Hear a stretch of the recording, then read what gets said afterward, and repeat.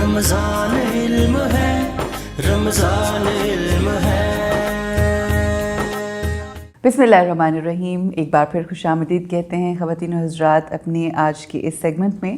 سب سے پہلے آپ کی ملاقات کروائیں گے اپنی آج کی گیسٹ سے، اور مجھے بہت خوشی ہوتی ہے when someone comes to my show who is female, because mostly آپ نے دیکھا ہوگا کہ اسکرین کے اوپر مجھے بہت سارے میل ایجوکیشنسٹس اور میل ریلیجس اسکالرز اور ان تمام لوگوں سے بات کرنے کا موقع ملتا ہے، but it's good to have her in my show. Who is she? She is the principal of well-renowned institution, Government Islamia Graduate College for Women, Lahore Cantt. اس کے علاوہ انہوں نے ریہیبلیٹیشن سینٹر جو ہے اس کی تشکیل دی اور اس کے اوپر کام کر رہی ہیں۔ فوکس ہے youth, at the same time she is also working and I would say she is a strong activist for the cause of women empowerment. ہمارے ساتھ موجود ہیں نسرین جاوید خان صاحبہ۔ السلام علیکم۔ وعلیکم السلام۔ You are doing a lot and you are doing all great. جی، اس میں ایک چیز مسنگ ہو گئی جو کہ میرا پیشن ہے، آئی مین ریلیجن اور اس کا comparative study of religion, comparative studies of religion. Oh, brilliant. That's beautiful, and we are definitely going to talk about that. اور قرآن جو ہے اس کا میں اسٹوڈنٹ ہوں، اور میرا پیشن بھی یہی ہے کہ میں وہی لرن کروں اور وہ بھی اسپریڈ بھی کروں۔ الحمد للہ آئی ایم ڈوئنگ اٹ، اور میرے آج یہاں آنے کی وجہ بھی یہ ہے۔ ایکچولی آج میں یہاں اسی کے لیے آئی ہوں۔ بیوٹیفل۔ اور یہ مہینہ کیونکہ قرآن کا ہے، یہ مہینہ قرآن کے نزول کا ہے، اور وہ تمام پیغامات جو اللہ سبحانہ و تعالیٰ ہمارے لیے لے کر آتا ہے اس مہینے کے اندر، جو کہ میراکیولسلی ہمارے نہ صرف افکار کو بلکہ ہمارے اعمال کو بدل دیتا ہے۔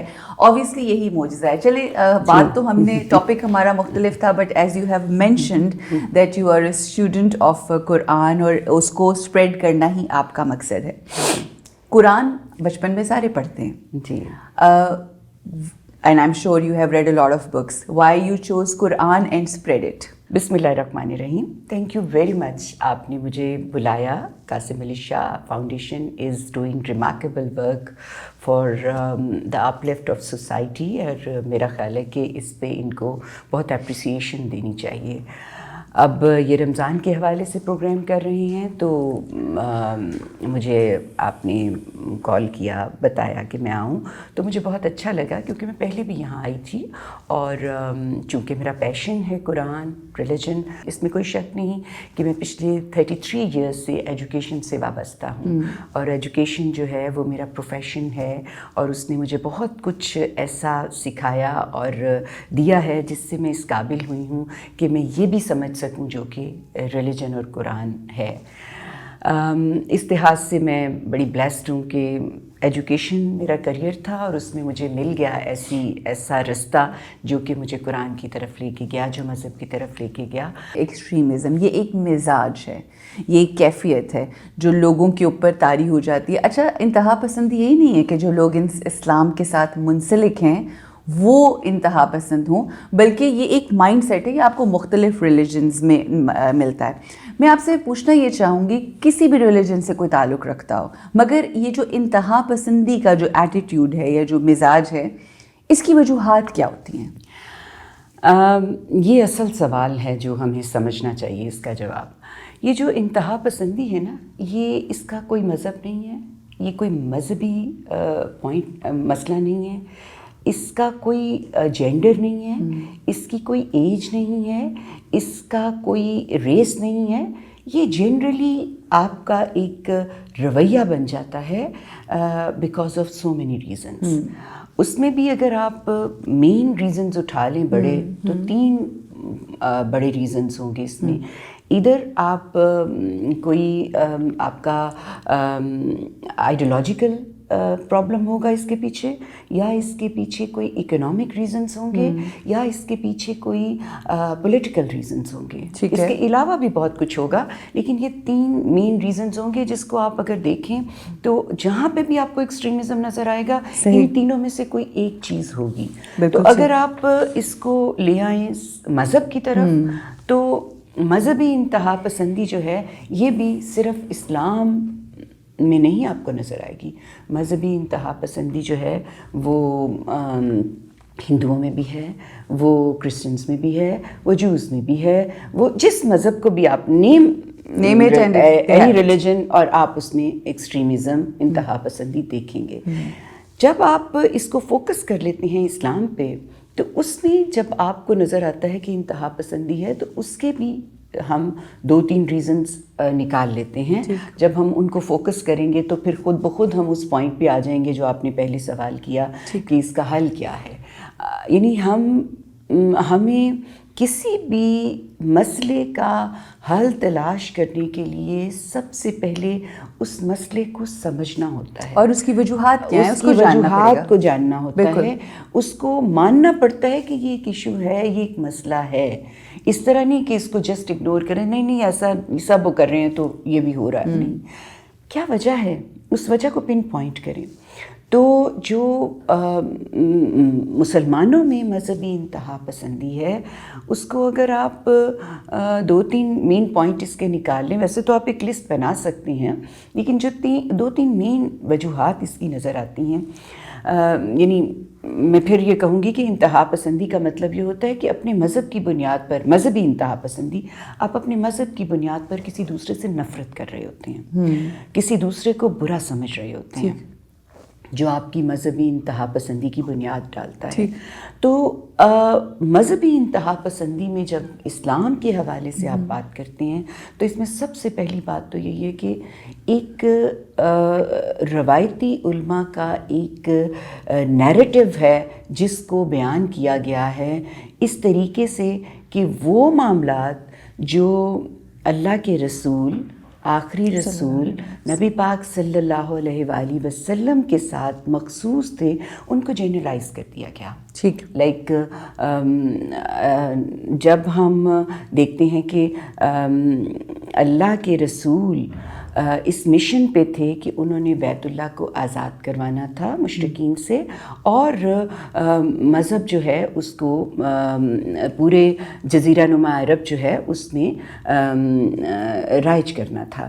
تو یہ جب آپ اٹھا کے جنرلائز کر کے ہر مسلمان کو کہہ دیتے ہیں کہ تم نے بھی یہ کرنا ہے، تم نے بھی، ہر بندہ جو نان مسلم ہے اس کو مسلمان کرنا ہے، اگر وہ مسلمان نہیں ہوتا تو اس کو زندہ رہنے کا کوئی حق نہیں ہے، اس کو مار دینا ہے. بالکل ایسے ہی جیسے اللہ کے رسول نے جہاد کیا تھا، اسی طرح آپ نے اس کے حوالے سے. میں یہاں پر آپ کو ایک سیکنڈ کے لیے روکوں گی. آپ نے کہا کہ جس طرح سے رسول اللہ نے جہاد کیا تھا، تو ہم دیکھتے ہیں کہ فتح مکہ کے موقع پر جس وقت آقا صلی اللہ علیہ وآلہ وسلم مکہ کی طرف آتے ہیں، تو اگر ہم ان کے طرز عمل کو دیکھیں تو انہوں نے تو عام معافی جو ہے اس کا اعلان کیا تھا، اور کسی کے اوپر زور زبردستی نہیں کی گئی تھی. حتیٰ یہ بتایا گیا تھا کہ جن پگڈنڈیوں کے اوپر آپ نے چل کے جانا ہے ان کو بھی تکلیف نہیں ہونی چاہیے. تو پھر یہ جو آج کے دور میں مائنڈ سیٹ آتا ہے، بیکاز تعلیمات تو مختلف ہے، تو آج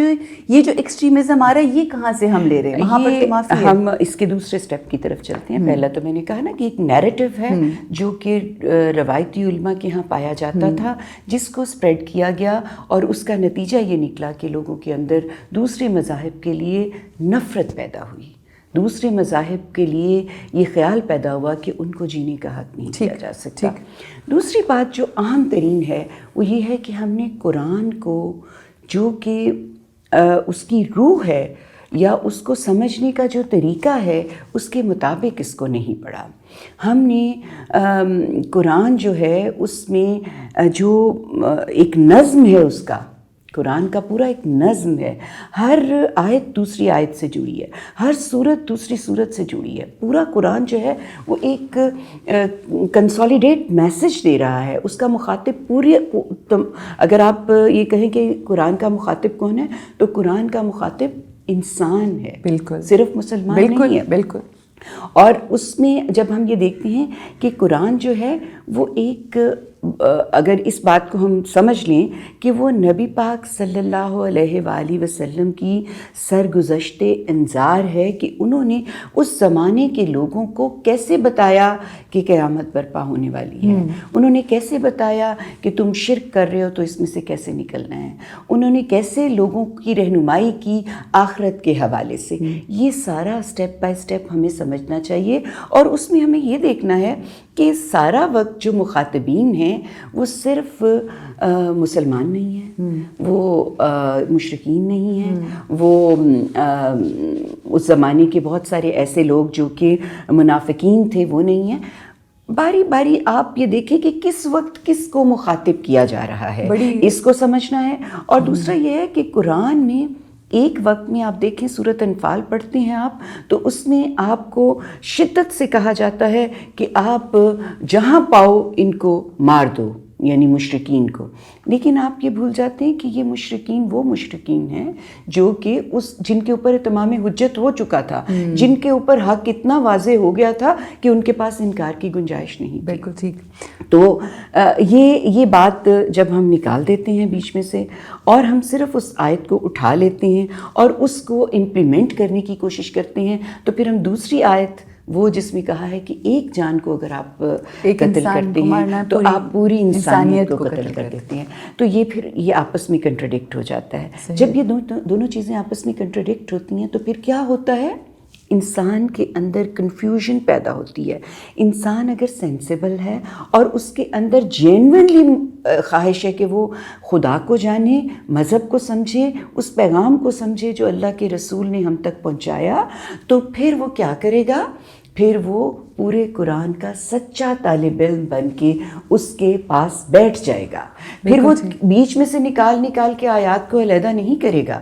کسی آیت کا مطلب جو ہے وہ دوسرے کے اوپر اپلائی نہیں کرنا شروع کر دے گا، وہ اس کے ریفرنسز کو ملائے گا اور وہ پھر اس کے بعد نتائج نکالے گا. ظاہر ہے کہ یہ ہر ایک کے بس کی بات نہیں ہوتی. آپ یہ بھی جب میں یہ بات کہہ رہی ہوں کہ ہم نے پہلے نیریٹو میں پرابلم کر لیا، یہ ایک بڑا معاملہ ہے، اس کو سمجھنے کی ضرورت ہے. اسی طرح میں نے کہا قرآن میں سے ہم آیات اپنی مرضی سے نکالتے ہیں اور اس کو ہم امپلیمنٹ کرنے کے لیے کھڑے ہو جاتے ہیں تو مسئلہ ہو جاتا ہے. اور یہ ایک بڑا معاملہ ہے. یہ اتنا آسان نہیں کہ آپ قرآن کو خود سے ہی سمجھنے اور جاننے لگ جائیں. ویسے تو اللہ نے ابیلٹی دی ہے اور قرآن کے لیے کہا ہے کہ میں نے اس کو آسان ترین کر دیا ہے، کوئی ہے جو اس کو سمجھے. تو یہ اگر آپ اس کی طرف جائیں گے، بیٹھ جائیں گے، اس کا تو میرے نزدیک ایک سادہ سا حل یہ ہوتا ہے کہ بیٹھ جائیں، قرآن کو بار بار پڑھنا شروع کر دیں، کہیں اللہ مجھے بتانا ہے، آپ نے مجھے بتانا ہے کہ کیا بات ٹھیک ہے، کیوں میرے تک یہ بات نہیں پہنچ رہی. جب آپ کو نہیں سمجھ آئے گی پھر آپ ڈھونڈیں گے کہ کون ہے، کون تفسیر کر رہا ہے جو یہ کہہ رہا ہے، کون ہے جو یہ اس کا مطلب نکال رہا ہے، اس کے لیے کون ہے یہ بات کر رہا ہے. پھر آپ اس میں سے ایک نکالیں گے حل. اور یقیناً اللہ کا وعدہ ہے کہ وہ آپ کو چھوڑتا نہیں جب آپ اس کے رستے کے لیے فیصلہ کر لیتے ہیں کہ میں نے ضرور جاننا ہے کہ حق کیا ہے. تو پھر حق جو ہے وہ آپ کے اوپر واضح ہوتا جاتا ہے. آپ کی نیت ٹھیک ہونی چاہیے. آج کی جو یوتھ ہے وہ کیسے فیصلہ کرے گی کہ کون صحیح ہے اور کون رانگ نمبر ہے؟ بیکاز آج کل تو جیسے کہتے ہیں نا کہ ہٹیاں لگی ہوئی ہیں. آپ کو مختلف مولوی اور مختلف ملا حضرات اور عالم دین ہر طرف اگر چلے جائیں مختلف جہتیں آپ کو نظر آتی ہیں. How would you know that? آپ یہ ایک نا پروسیس ہے.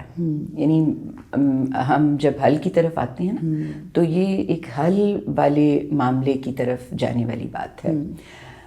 ہمارا جو یہ مسئلہ ہے نا اس کا حل ایک تو ایجوکیشن ہے، لیکن ایجوکیشن میں بھی آپ کو پتہ ہے کہ نیگیٹو پیغام بھی دے دیے جاتے ہیں. جی آف کورس. تو ہوتا یہ ہے کہ ہم تعلیم کی طرف جاتے ہیں اور تعلیم کے اندر ہی ہمیں بہت سارے پریجڈسز اور بہت سارے بائسز دکھا دیے جاتے ہیں جو شروع سے ہی ہمارے اندر انکلکیٹ کر دیے جاتے ہیں کیونکہ وہ ایجوکیشن کے اندر ڈالے گئے ہوتے ہیں. تو آپ کو بالکل اوپن مائنڈ کے ساتھ، یعنی یہ سوچ کے نہیں کہ میں ہی بہترین ہوں. ہمارے ہاں یہ بھی رواج ہے نا کہ ہم یہ سمجھتے ہیں بنی اسرائیل کی طرح کہ بنی اسرائیل یہ سمجھتے تھے کہ ہم تو بہترین قوم ہیں، ہم تو بہترین امت ہیں، ہم کو تو آگ چھوئے گی نہیں کیونکہ ہم تو اللہ کے پسندیدہ لوگ ہیں. تو یہی بات ہمارے مسلمانوں میں بھی اس وقت آ گئی ہوئی ہے. وہ سمجھتے ہیں کہ ہم تو مسلمان ہیں اور الٹیمیٹلی جنت تو ہمارے لیے ہی ہے. تو جب کہ اللہ نے قرآن میں کہا ہے کہ جنت جو ہے میں نے مشروط کی ہے کس سے؟ ایمان اور عمل صالح سے.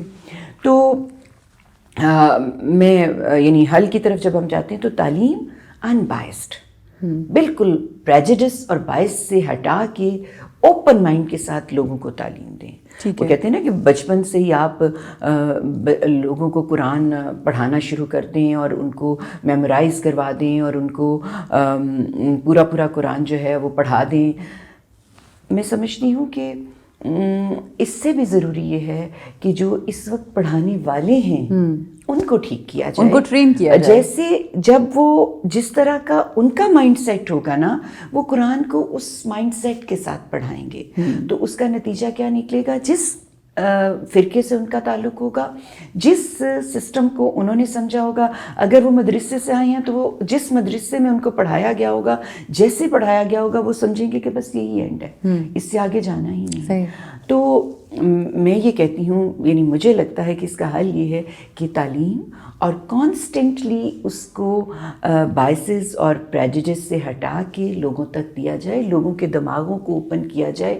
وہ رائٹ اور رانگ جو ہمارے اندر اللہ نے نا چپ لگا کے بھیجی ہوئی ہے، آپ کو پتہ ہے کہ بنیادی طور پہ اللہ تعالیٰ نے ہمارے اندر ڈال کے بھیجا ہوا ہے نیکی اور برائی کا تصور. ہمیں پتہ ہے کہ کیا ٹھیک ہے اور کیا غلط ہے.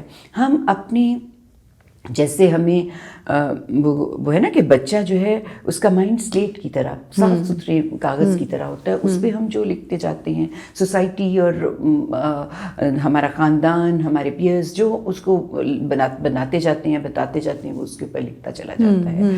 تو ہمیں ضرورت اس بات کی ہے کہ ہم بچوں کو اوپن مائنڈڈنس کے ساتھ، کھلے دماغ کے ساتھ ان کی بیس بنائیں اور وہ خود سے یہ جانیں، اپنے اندر کی نیکی جو بدی اور نیکی کا تصور ہے اس کے ذریعے سے وہ جانیں پہچان کہ کیا ٹھیک ہے اور کیا غلط ہے، اور پھر ان کے اندر سے نفرت ختم ہوگی. تو یہ پہلا تو یہ ہو گیا کہ بائسڈ ایجوکیشن دی جائے. بائسڈ ایجوکیشن نہیں دینی. اچھا، بائسڈ نہیں دینی. بائسڈ ایجوکیشن سے آپ نے ان لوگوں کے دماغ کو آپ نے کھولنا ہے. بالکل ٹھیک ہے. محبت، پیار، امن کا پیغام دینا ہے، کیونکہ مذہب، ہمارا مذہب ہے ہی اس پہ کھڑا. وہ تو بات ہی کرتا ہے. آپ دیکھیں نا، اسلام کا مطلب ہی سلامتی ہے، پیس ہے. آپ نے ماڈیسٹی کی طرف جانا ہے، آپ نے پیس کی طرف جانا ہے، آپ نے لوگوں کو پیار محبت کی طرف لے کے آنا ہے. اچھا، یہ تو ایک اس کا پوائنٹ ہے. دوسرا اس کے حوالے سے یہ ہے کہ جب تک سوسائٹی میں سے آپ نے انجسٹس ختم نہیں کیا، سوسائٹی کے اندر انجسٹس جتنی دیر تک رہے گا، آپ اندر سے ایکسٹریمزم نہیں ختم کر سکتے. اور انجسٹس جو ہے اس کا یعنی کیا اس کو کہتے ہیں کہ سب کو قانون کی حکمرانی ہونی چاہیے، لیکن قانون کی حکمرانی کیسے؟ جینون وے میں. قانون بھی مس یوز ہوتا ہے، قانون کے ساتھ بھی بہت زیادہ آپ مس یوز کرتے ہیں، ہیوملیٹ کرتے ہیں. اگر آپ قانون کو ایک پرسونیفائی کر دیں تو اس کے ساتھ بھی ظلم ہوتا ہے، اس کو بھی اپنی مرضی سے یوز کیا جاتا ہے. تو قانون کو بھی صحیح طریقے سے استعمال کیا جائے گا جس دن ہماری سوسائٹی میں جسٹس کے لیے اویئرنیس اس حد تک ہو جائے گی کہ ہمیں پتہ چل جائے گا کہ ہمیں اللہ کے پاس جا کے جسٹس کے ساتھ کھڑے ہونا. میں یہاں پر رک کے ایک بریکٹ میں بات کرنا چاہتی ہوں کہ ہم جسٹس کے حوالے سے اور یہ جو تمام تعلیمی بنیادیں ہیں کہ ان بائس طریقے سے ہمیں ایجوکیٹ کرنا ہے، علم، محبت، پیار، امن کے ساتھ کرنا ہے. اگر ہم اس کو انڈیویجولی لے لیں نا، آبویسلی ایک انفرادی گفتگو ہے، ایک اجتماعی گفتگو ہے. اگر ہم اس کو انڈیویجولی لے لیں، what would you tell? Because آپ عورتوں کے اوپر بھی فوکس بہت کرتی ہیں اور ان کی امپاورمنٹ کے حوالے سے بات کرتی ہیں. دو حل آپ نے مجھے اس کے دیے ہیں. میں اسی دوسرے حل میں سے میرا سوال ہے اور پھر ہم باقی کے جو سولوشنز اس کے حوالے سے گفتگو کریں گے کہ انڈیویجولی ہر انسان کی کتنی ذمہ داری ہے کہ وہ اپنی کیپیسٹی میں وہ جسٹس کرے. دیکھیں نا قرآن ہر کسی کے لیے آیا ہے, اور آپ کی جہاں اجتماعی طور پہ ہر چیز ہم حکومت کے اوپر اور باقی جو ارباب اختیار ہیں ان کے اوپر ڈال دیتے ہیں, ہر انسان کو انڈیویجول, اس حوالے سے کیا فرمائیں گے آپ؟ انڈیویجول ہوں یا کلیکٹیو ہوں, دونوں صورتوں میں آپ کو جواب دہی کے احساس کے ساتھ جینا ہے. یعنی آپ کا سوال یہی ہے نا کہ ہم انڈیویجولی کیسے اپنے آپ کو ٹھیک کر سکتے ہیں, اپنے گھروں میں کس طرح سے وہ جسٹس لے کر آئیں, اپنے گھروں میں کس طرح ادب, کیونکہ ہمارے ہاں تو انفارچونیٹلی مائیں جو ہیں وہ بچیوں کے اندر اور بچوں کے اندر جو ہے وہ ڈسکریمنیشنز اینڈ آل دیٹ اسٹف, تو عدل تو پھر گھر سے, ہر چیز کی بنیاد اور ہر چیز کی جو بیلنس ہے اور تعلیم ہے وہ تو گھر سے, ماں کی گود سے شروع ہوتی ہے. ہاں, انفارچونیٹلی ہمارا مسئلہ یہ ہے کہ ہم اس کے حوالے سے بھی ہماری تربیت ٹھیک نہیں ہوئی. جو خاندان کا ادارہ ہے وہ اللہ کے ہاں سب سے معتبر ادارہ ہے. یعنی جو ہماری ابتدا ہوتی ہے نا وہ خاندان کے اندر, اللہ نے ہمیں کہیں زمین سے اگا کے نہیں بھیج دیا, ایک خاندان میں ماں باپ کے ساتھ ہمیں دنیا میں بھیجا ہے. تو خاندان ایک بڑا امپورٹنٹ ادارہ ہے جس نے سب سے پہلے بچے کو ٹرینڈ کرنا ہے. تو وہاں پر بھی تربیت کی ضرورت ہے. میرا خیال ہے کہ میں نے یہی کہا ہے نا کہ قرآن کی جو اصل ٹیچنگ ہے نا, جو جسٹس پہ, جو آپ کی پاکیزگی پہ بیس کرتی ہیں, یعنی اگر آپ سارے دین کو اٹھا کے دیکھیں نا تو جو اس کا مقصد ہے نا وہ انسان کو پاک کرنا ہے. صحیح, پاک کر کے ہم نے ایک ایسی جگہ پہ جانا ہے جو اللہ تعالیٰ نے بنائی ہے. جنت پاک لوگوں کے لیے بنائی ہے نا اللہ نے, اور دنیا میں ہمیں اللہ تعالیٰ نے پاک ہونے کے لیے بھیجا ہے. تو پاک ہونے کے لیے ہمیں جو مینول دیا ہے نا, اچھا پاکیزگی کی جب ہم بات کرتے ہیں نا تو ہمارے ہاں تصور پاکیزگی کا صرف وضو کرنا ہے. پاکیزگی ہے کیا بیسکلی؟ پاکیزگی جو ہے نا وہ آپ کے جسم کی پاکیزگی ہے, آپ کی سوچ کی پاکیزگی ہے, آپ کے کھانے پینے کی پاکیزگی ہے, حلال و حرام کی پاکیزگی ہے. پاکیزگی جو ہے نا وہ صرف وضو کرنے کا نام نہیں. وضو تو آپ ایک خدا کے ہاں حاضر ہونے کے لیے ایک پہلا سٹیپ کرتے ہیں کہ بھئی میں ذرا جو باقی معاملات ہیں ان سے ڈیٹیچ کر کے, میں جب تک آپ وضو کرتے رہتے ہیں آپ کے دماغ میں یہ چلتا رہے کہ میں اب اللہ کے حضور حاضر ہونے لگا ہوں, یا میں ایک ایسا کام کرنے جا رہا ہوں جس کے نتیجے میں میری کنیکٹیویٹی ہو جانی ہے خدا کے ساتھ. تو یہ تو ایک اور بات ہے. آپ کو جو پاکیزگی کا ہے نا وہ آپ اچھی طرح سمجھ لیں کہ پاکیزگی کا مطلب آپ کے اٹائر, آپ کا جسمانی پاکیزگی ہے, آپ کی ذہنی سوچ کی, آپ کی سوچ کی پاکیزگی ہے, اور آپ کے خورنوش کی پاکیزگی ہے کہ جو آپ کھاتے ہیں جو حرام اور حلال ہے. جب آپ ان تینوں چیزوں کو لے کے چلتے ہیں تو خود بخود آپ کے اندر وہ آپ پاکی کا وہ جس کو نہیں پاکیزگی جو ریکوائرڈ ہے وہ اٹین کر لیتے ہیں. بیوٹیفل. اچھا اب دو باتیں, دو حل آپ نے, کیونکہ دیکھیں ہم دہشت گردی بٹ شدت پسندی کے حوالے سے گفتگو کر رہے ہیں, ایکسٹریمزم کے حوالے سے گفتگو کر رہے ہیں, دو آپ نے اس کی ہمیں حل اور سولوشنز دیے. میں چاہوں گی اس میں مزید اگر آپ کچھ اضافہ کرنا چاہیں. اس میں مزید یہی ہے کہ مجھے یہ بڑی حدیث بہت فیسینیٹ کرتی ہے جب بھی میں اس کی طرف جاتی ہوں, اور یہ بہت ساری جگہوں پہ اپلائی ہو جاتی ہے. وہ یہ تھا کہ کوئی بدو نبی پاک صلی اللہ علیہ وسلم کے پاس گیا اور اس نے کہا کہ میں اپنا ایمان مضبوط کرنا چاہتا ہوں تو مجھے آپ مشورہ دیں.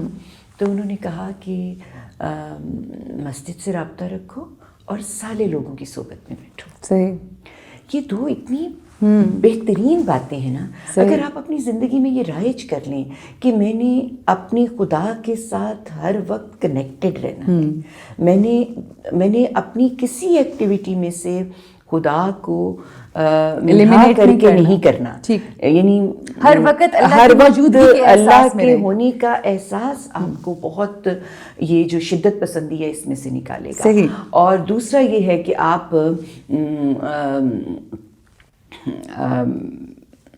میں نے دو باتیں آپ کو کہی نا کہ اللہ کے نبی نے ان کو دو باتیں کہی. ایک اللہ کے ساتھ رابطہ رکھو, مسجد کے ساتھ رابطے کا مطلب ہے اللہ کے ساتھ رابطہ رکھیں, اور دوسرا یہ ہے کہ سالے لوگوں کی صحبت میں بیٹھیں, لوگوں کو موقع دیں, بات چیت کا ہم نے مکالمہ بند کر دیا نا, ہم بات چیت نہیں کرتے, لوگ ڈرے سہمے ہیں ایک دوسرے سے, کوشچنز کرنے کے اوپر آپ کو روک دیا جاتا ہے, کوشچن بھی نہیں کرنے دیا جاتا, میل ملاقات بھی. میں تو ابھی بھی میں سمجھتی ہوں کہ جو میرا بچپن تھا اس میں جو میل ملاقات تھی وہ اس میں سے میل ملاقاتوں کا جو لیول ہے وہ 10% بھی نہیں رہ گیا جو میں نے انجوائے کیا ہوا ہے. تو کہنے کا مطلب یہ ہے کہ ہم اللہ کے رسول کی دیے ہوئے گائیڈ لائن جو ہیں اگر اس کو اپنی زندگی میں رائج کر لیں کہ ایک طرف ہم خدا سے کنیکشن اسٹرانگ کر لیں اور دوسری طرف انسان, اور وہ بھی انسان جو کہ سالے ایسے لوگ ہوتے ہیں نا جنہوں نے اپنی تربیت کی ہوتی ہے, جنہوں نے اپنی زندگی میں وہ تمام کام کیے ہوتے ہیں جو کہ آپ کو خدا کے اور انسانوں کے معاملات میں نیکی کی طرف لے کے جاتے ہیں. تو مجھے لگتا ہے کہ اگر یہ 2 کام کر لیے جائیں تو ہمارے گھروں کے معاملات بھی کافی بہتر ہو جائیں گے, شدت پسندی میں بھی کمی آ جائے گی, اور بہت ساری اور بھی ایسی چیزیں ہیں جن کو ایڈریس ہونا چاہیے وہ آٹومیٹیکلی اس میں ایڈریس ہو جائیں گی. Beautifully explained. کس طرح سے بحیثیت قوم اور بحیثیت مسلمان ہم دنیا کے سامنے اپنے آپ کو پرامن, سلامتی والے اور امن پھیلانے والے قوم جو ہے اور انسان جو ہے وہ منوا سکتے ہیں؟ آپ کو کسی کو منوانے کی ضرورت نہیں. یہ بھی ایک مائنڈ سیٹ ہے کہ ہم منوانا چاہتے ہیں. ہمیں اس میں سے بھی نکلنا ہے کہ ہم منوانا چاہتے ہیں. ہمیں بس اپنے پہ توجہ دینی ہے, ہم نے خود کو ٹھیک کرنا ہے. وہ ہے نا کہ آپ ایک انسان کو اگر ٹھیک کر دیتے ہیں تو یہ آخرت میں آپ کے لیے وہ اجر کا باعث ہو جائے گا جو آپ کو جنت میں لے جانے کا باعث بنے گا. تو وہ ایک انسان دوسرا کیوں ہو, وہ میں ہی کیوں نہ ہوں. Very beautiful. آپ اپنے پہ توجہ دیں اور خود کو ایسا بنا لیں کہ آپ اللہ کے سامنے پیش ہو کے یہ کہیں کہ میں نے خود کو ٹھیک کیا. ہر ایک کی ابتدا اس سے ہونی چاہیے. منوانے کی جو مائنڈ سیٹ ہے نا یہ غصے اور نفرت کو جنم دیتا ہے. کسی چیز پہ جو آپ جب کسی چیز کے لیے یہ کہنا شروع کرتے ہیں یہ ہر صورت میں ہونا ہے. جیسے میں نے آپ کو کہا نا اس کی جو شدت پسندی ہے اس میں آئیڈیالوجی آتی ہے, اس میں اکنامکس آتی ہے, اس میں پالیٹکس آتی ہے. تو میں نے آپ کو بتایا تھا کہ یہ جو آئیڈیالوجی ہوتی ہے نا اس میں کیا ہوتا ہے, میں نے منوانا ہے اپنے آپ کو, میں زیادہ اچھا ہوں, بالکل میری آئیڈیالوجی سب سے اٹس آل اباؤٹ میں, میری آئیڈیالوجی اس سے بہت اچھی ہے. یا پھر یہ میرے ساتھ زیادتی کیوں ہو گئی, بالکل میرے ساتھ یہ ظلم کیوں ہوا. آپ موسٹلی اٹھا کے دیکھیں اس دنیا میں جتنے پرابلمٹک آپ کو نظر آئیں گے نا ادارے جو اس دنیا میں اس وقت مسائل کا باعث بن رہے ہیں, ان میں 2 ہی باتیں ہوں گی, یا وہ سپیریورٹی کمپلیکس میں مبتلا ہوں گے اور یا وہ کہیں گے کہ ہمارے ساتھ ظلم ہوا. یہ 2 باتیں انفیریورٹی کمپلیکس یا سپیریورٹی کمپلیکس. نہیں, انفیریورٹی بھی نہیں ہوتا, وہ ہوتا ہے کہ میرے ساتھ زیادتی ہو, سیلف پٹی. ہاں میرے ساتھ زیادتی ہو گئی, ٹھیک, میرے ساتھ میرے مذہب کو نہیں مانا گیا, میں غریب ہوں میرے ساتھ ظلم ہو گیا. یہ اس طرح کی جو باتیں ہوتی ہیں نا یہ آپ کو سچ اور صحیح رستے پہ آنے ہی نہیں دیتی. تو میرا خیال ہے کہ منوانے کی نفسیات کی بجائے ہمیں عاجزی کے ساتھ اپنے اوپر کام کرتے ہوئے اللہ سے مدد مانگنی چاہیے, اور اپنے آپ کو نا سارا وقت یہ نہیں کہنا چاہیے چونکہ میں مسلمان ہوں تو میں تو کوئی پہنچی ہوئی چیز ہوں, میں مسلمان ہوں تو یہ شہادت گہے الفت میں قدم رکھنا ہے. لوگ آسان سمجھتے ہیں مسلمان ہونا. آپ نے باوجود اس کے کہ بہت ظلم ہو رہا ہے, باوجود اس کے کہ بہت زیادتی ہو رہی ہے, آپ نے اٹھ کے جواب نہیں دینا, کھڑے ہو جانا ہے پورے اہتمام کے ساتھ کہ نہیں آپ جو ظلم کر رہے ہیں میں وہ ظلم نہیں کروں گا, لیکن میں اس کی اویئرنیس دوں گا کہ یہ زیادتی ہو رہی ہے. That's so beautiful. بہت اچھا لگا آپ کی گفتگو سن کے, بڑا کچھ سوچنے کا بھی, سیکھنے کا بھی, اور انشاءاللہ کوشش یہی ہے اس ٹرانسمیشن کے اس پلیٹ فارم سے کہ یہ تمام گفتگو خوبصورت سیکھتے ہوئے سمجھتے ہوئے اپنی زندگیوں کو بہتر بنائیں. ایک نعرہ ہے جی ہمارے پرائم منسٹر صاحب کا بھی, ایاک نعبد و ایاک نستعین. ہر جملہ, ہر گفتگو میں یہ جملہ ضرور بولتے ہیں, اور اصل حقیقت یہ ہے کہ ہم اس رب کی ہی عبادت کرتے ہیں اور اسی سے مدد مانگتے ہیں. مگر اب سوال یہ ہے کہ مدد مانگ کس لیے رہے ہیں؟ مدد کہیں اس لیے تو نہیں مانگ رہے کہ ہم اپنے گھر میں رہنے والوں کو تبدیل کر دیں گے, کہیں اس لیے تو نہیں مانگ رہے کہ ہم اپنے نیبرز کو, اپنے ارد گرد کے معاشرے کو بدل دیں گے.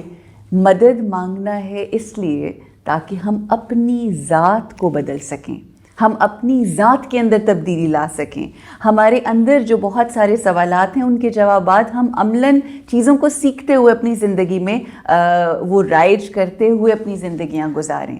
दूसरों को बदलना की सोच बहुत आसान है, मगर असल जो जहाद है वो अपने नफ्स के साथ जहाद है।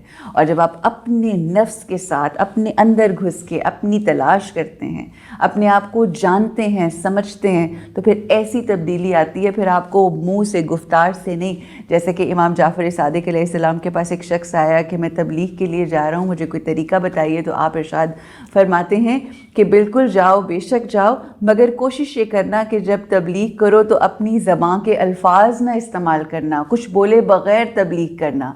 तो जब आप अपने आप से वादा करते हैं कि हमें बदलना है, फिर ये आपके अंदर की तब्दीली का जो नूर है ना, ये रोशनी इस तरह से फैलाता है, फिर शिद्दत पसंदी, एक्सट्रीमिज़म, ये तमाम चीज़ें पीछे हो जाती हैं। और अगर कोई शिद्दत पसंद है भी तो मोहब्बत से बदलना है, यही अज़्म है। और ये तब आती है गुफ्तगू या अपनी सोच से जो आप करते हैं, ये तब आती है जब आपके पास इल्म होता है। अल्लाह हमें ऐसा इल्म अता करे जो हमें बाअमल कर दे। देख रहे हैं आप हमारी रमज़ान ट्रांसमिशन जिसका नाम है रमज़ान इल्म है।